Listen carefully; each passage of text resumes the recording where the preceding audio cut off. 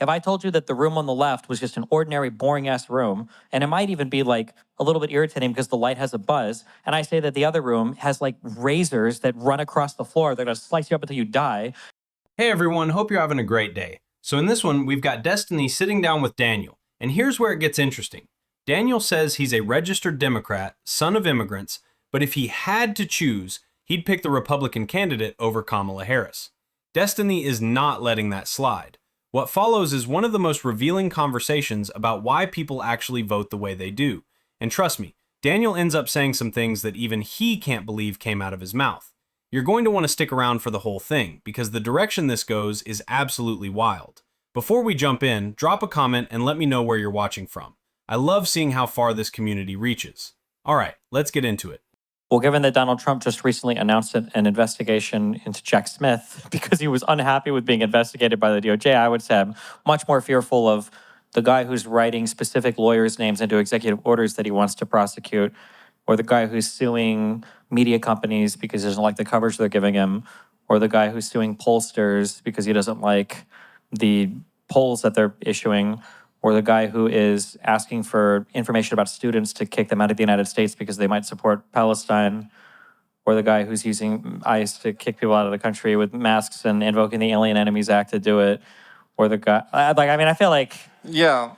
I mean, I want to talk about immigration exercise. That's very personal for me. But in terms of kicking people out of the country. Also, wait, what was the big company? This is like the one story I didn't follow because I usually don't care about this. I want to say Interferon. I know it's not that. What? Palantir. Oh, yeah. Weren't they trying to make some big like list of from Palantir or whatever of like U.S. citizen identities and all this?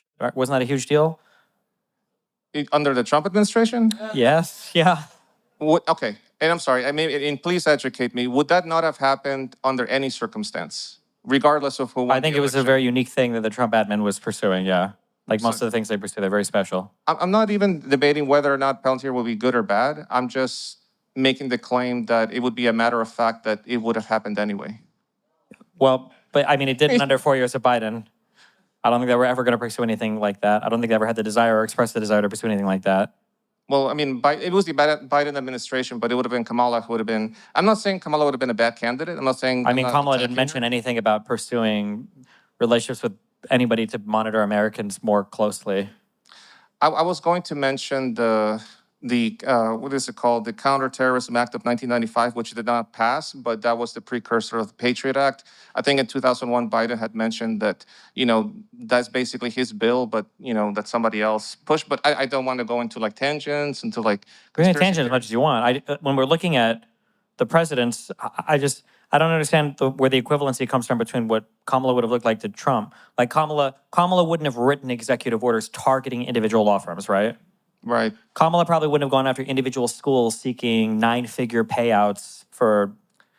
She thought they had DEI or didn't have enough DEI, right? Well, I like where you're going with that because in my mind, and again, correct me if I'm wrong, if I'm, again, disillusioned, but Trump, he has...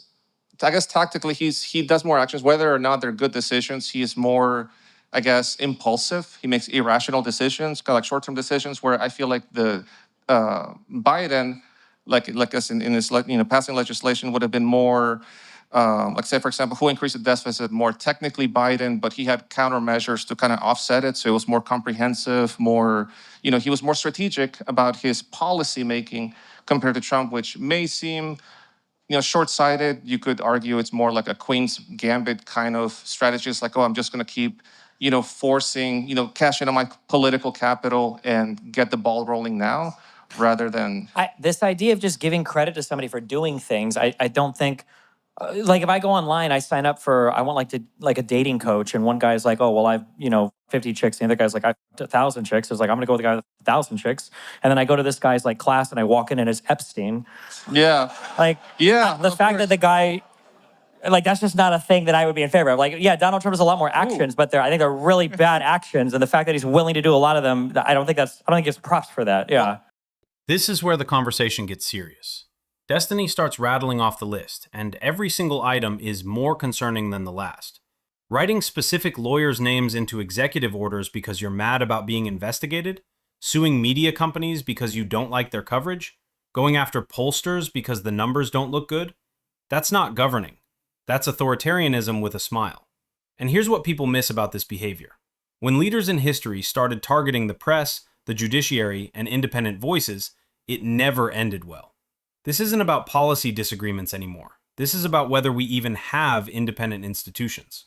You can't claim to love democracy while simultaneously trying to dismantle every check on your power.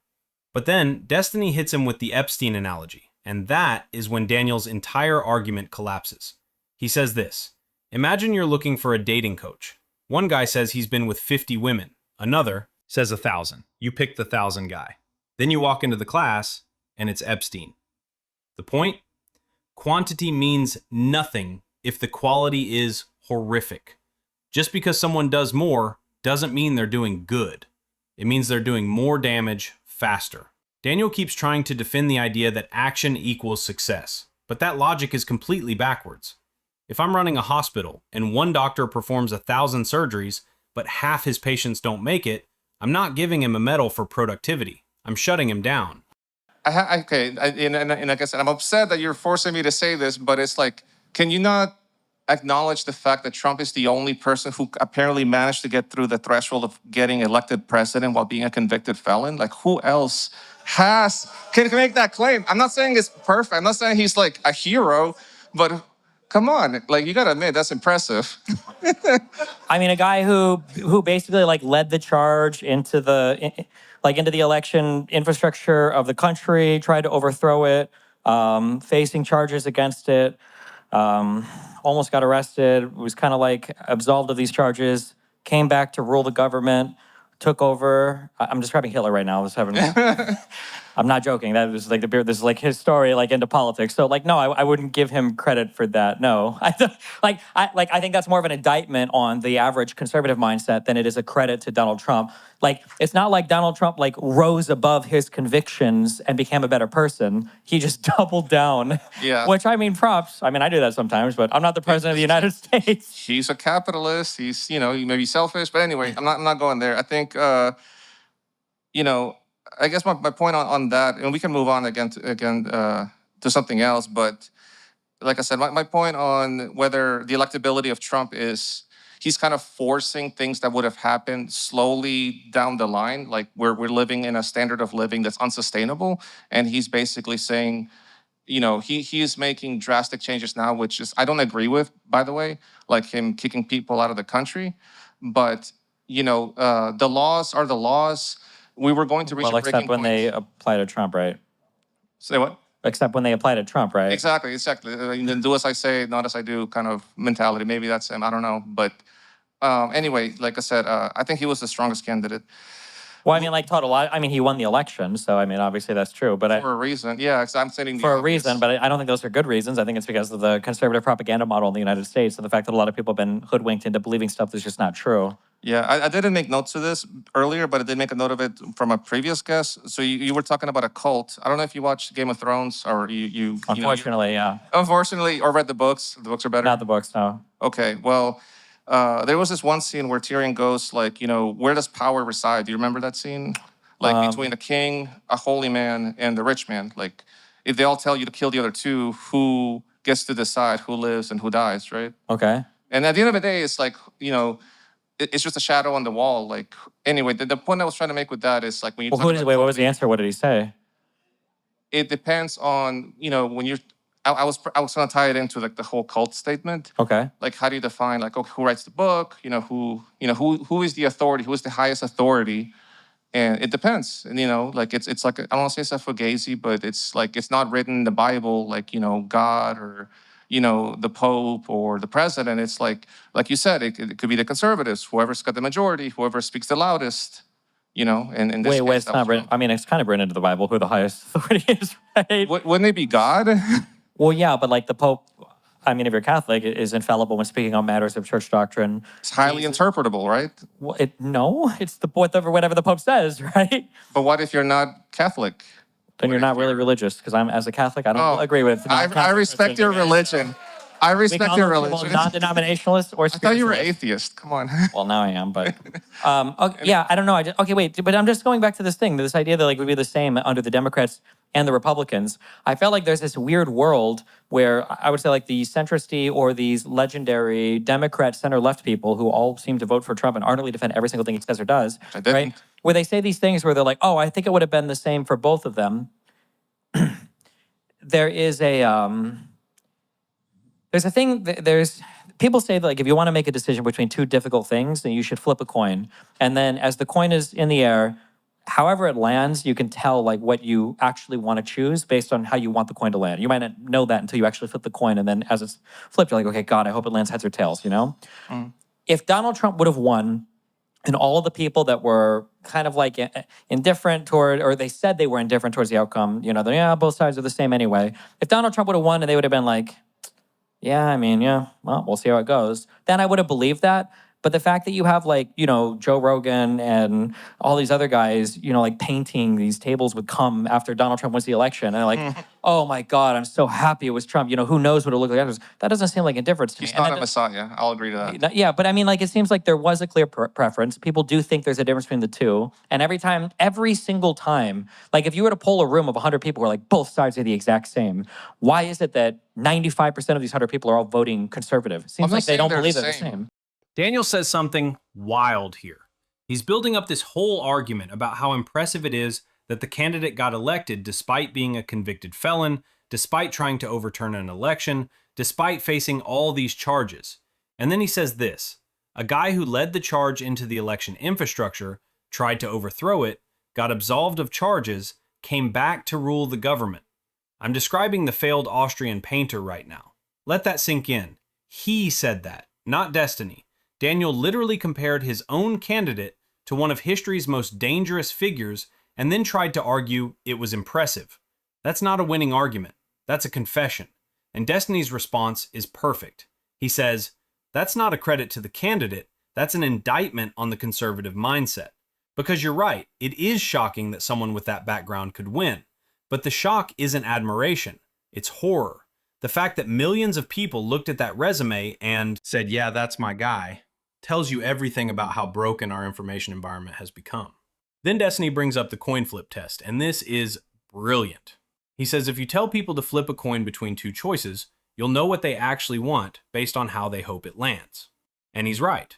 All these people claiming both sides of the same, saying they're totally neutral, the second the results came in, they were celebrating. Joe Rogan, all of them, acting like they just won the lottery. That's not neutrality, that's bias with a mask on. I'm not saying they're the same. I'm saying long-term, the outcomes based on policy, kind of like the direction the country's moving culturally, which I agree there's cultural problems, it would have been generally in the same general direction. Like we're all going north, not taking the same roads. We might, deviate. We might, might I be don't think Trump- there's any road where the United States was tariffing islands of penguins under a Democrat. Yeah, probably. So I don't think again, probably, yeah. No, I will concede that. I mean, like I said, I did. I don't think there was any road where a Democrat was talking about invading Greenland. I mean, like you're forcing me to defend Trump, and Well, yeah, because you've come over here and you said you. But let me wait. There's a reason why I say that, and it upsets me. It's like, and I say this truthfully or just somewhat kindly. Could you please tell me succinctly why I should have voted for Kamala instead of Trump? What would give me like, oh yeah, Daniel, get excited to vote for Kamala, like she is, the way or whatever. No, I think it's a bullshit proposition because I think that in any other circumstance in life, it would be enough to give how absolutely horrible one side is versus the other. If I told you that the room on the left was just an ordinary, boring-ass room, and it might even be like a little bit irritating because the light has a buzz, and I say that the other room has like razors that run across the floor, they're gonna slice you up until you die, and I say, you definitely don't wanna go in the razor room, nobody would stand there and argue, well, sell me the other one, right? Like, it's going to be either Trump or Kamala. We know what Trump is like. We've seen what he did in 4 years. We saw the lies and all the crazy stuff he pushed in the 4 years he was out of office. This idea that you have to make some positive argument on the left when it's going to be one or the other, no, I don't think you should have to. Now, I would make a positive argument. I would point to all the legislation that Biden did. I would point to the fact that for whatever I love Biden. I'm not going to throw him under the bus like Pisco does, okay? But for all of the tolerating of all the special counsels investigating him, investigating his son, putting Merrick Garland up there to, I'm not going to say he slow-rolled the Trump investigation, but he definitely, they took their time and all of that. I would say that the example set there in terms of rule of law, in terms of how Biden was able to reach across the aisle and work with these demons, okay, that are by Republican, the fact that he was able to do all this, I would say that was a much more positive direction for the country. And I would hope to have seen Kamala move more in that direction. I'd say those are positive arguments. Daniel finally asked the question, why should I have voted for Kamala? And instead of giving some long, wonky answer, Destiny gives him the razor room analogy, and it's perfect. He says, imagine I tell you there are 2 rooms. One is boring, maybe the light buzzes a little, kind of annoying. The other room has razors running across the floor that will slice you up until you die. Nobody in their right mind would stand there and say, well, sell me on the boring room. You don't need to be sold. One option is clearly catastrophic. That's the entire problem with how we talk about these choices. We've been conditioned to think every candidate needs to inspire us, needs to give us goosebumps, needs to be some once-in-a-generation visionary. But sometimes the choice is just between functional and destructive. And if you can't see that, if you're still sitting there demanding to be wowed while the other option is actively dismantling institutions, then you're not being a thoughtful voter. You're being reckless. And then Destiny does give the positive case anyway. He talks about the legislation, the infrastructure bills, the respect for rule of law, the willingness to work across the aisle, even with people who treated him terribly. That's leadership. Not the flashy kind, not the kind that gets viral clips, but the kind that actually builds a country instead of tearing it down for applause. Here's the thing people forget. Governance is boring.